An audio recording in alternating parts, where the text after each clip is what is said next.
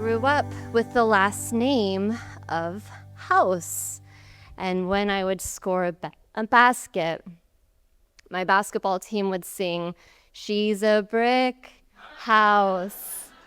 Although it was more because of the last name than my physical stature, I was a house of sticks, tall, gangly, awkward, emphasis on awkward. I would slump my shoulders to blend in with my short friends. I would have pants that were never long enough and still never are.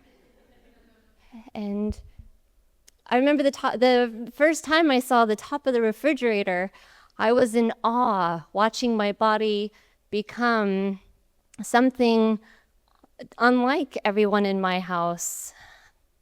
I grew up not knowing my real dad. The last name House was my stepdad's. Why am I about to cry? This is a good story. Aw. So in the 80s, my mom left her boyfriend and discovered she was pregnant with me. Oops. My earliest memories are with her. And at night, I would crawl out of bed and get in hers and put my head on her chest. And I'd hear the thump bump of her heart. And we moved a bunch, but that thump bump felt like home. And we never talked about my real dad, and I didn't think I lacked one. And then after a brief bout of dating, she married my stepdad when I was 6, and it was very odd to suddenly have a man around, and I never crawled back into bed with her after that. We were never really close again, not really. 3 is a crowd, and then she had a baby, and another, and another, and another. So 4 boys total, and the wedge between me and her. I did not do this in my practicing.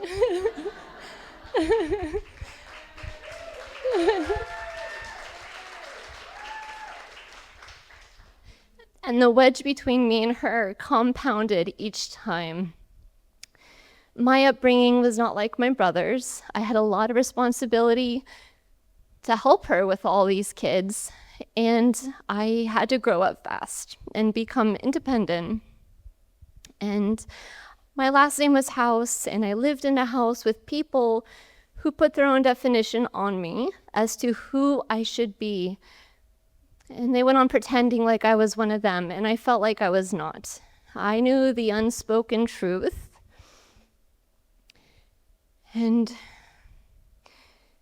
I was very uncomfortable and very awkward, and a pendulum always on one side.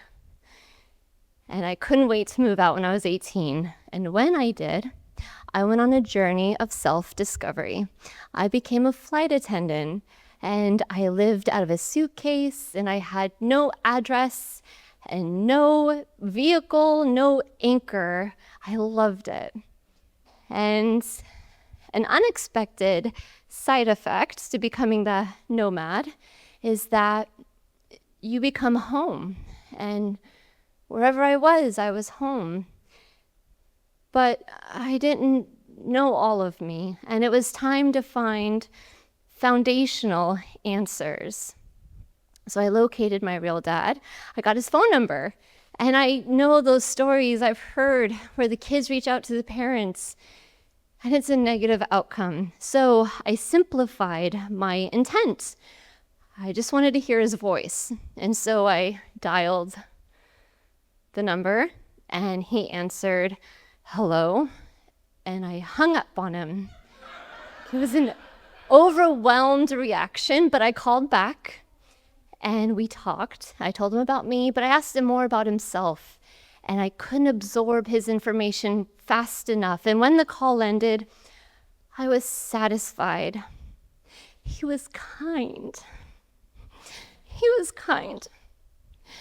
And then a few days later, flowers arrived from him, and he called me again, and we talked often, and eventually I flew out. And I met him and his lovely wife and their children and my extended family, my grandparents, my cousins, my aunts, my uncles. Oh, it was all very stimulating. I was looking at them and seeing resemblances and personalities and interests, and they accepted me as if I had grown up with them. It was more than I could have dreamed up. My pendulum had finally swung the other way. And when they accepted me, I subconsciously accepted myself. I felt more comfortable in my skin. My mind and my body were in sync, where I could see the whole puzzle from just working with the thousands of blank pieces before. I was a pendulum, balanced, able to swing from one end to the other. And in that, I was able to find my way in the world. And I met an amazing man with a big heart. And he asked me a million questions on our first date, but ones I could answer. Roots became a priority. And after 5 years of flying, I went back to college and I married that amazing man. And his mother's maiden name is Holmes. So my last name went from House to Holmes, kind of. And we have children. And when I had our daughter, I made sure that when I would cuddle with her at night before laying her down in her crib, to put her ear to my chest so she could hear the thump bump of my heart, because I finally found a home in myself that was comfortable and complete, becoming home for her.